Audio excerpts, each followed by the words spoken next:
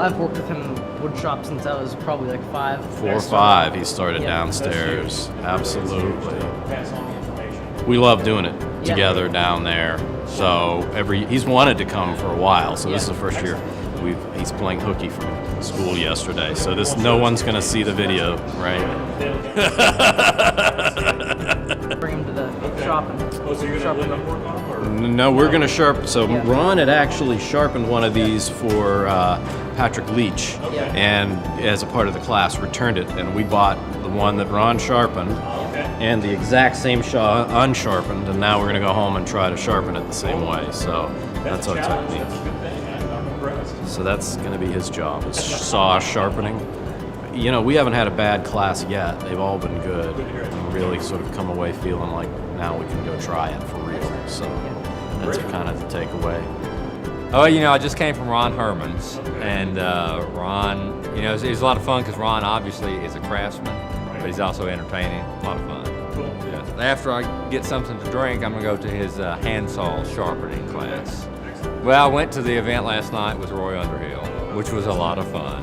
A lot of fun to see a different side of that. Let's see, you know, yesterday I went to a couple of Frank Klaus's classes, which were a lot of fun as well. Very entertaining, you know, and it's fun to see folks that have been doing it their whole lives and learn to do it, you know, the right way and the old way, and to watch it from someone who actually does it for a living.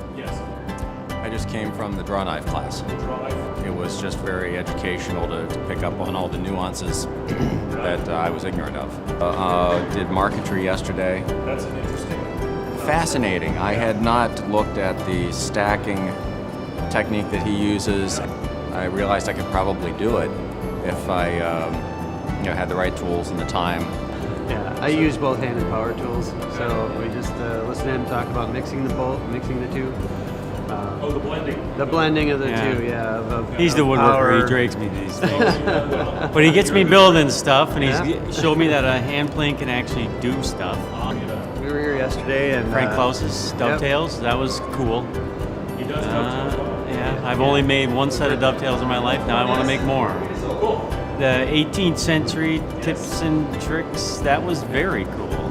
Wood ID. That was huge. Yeah, I'm gonna throw out all my lumber now. Cool. It was interesting looking through the microscopes at the cell structure of the different woods, because you don't think about that until you start listening around.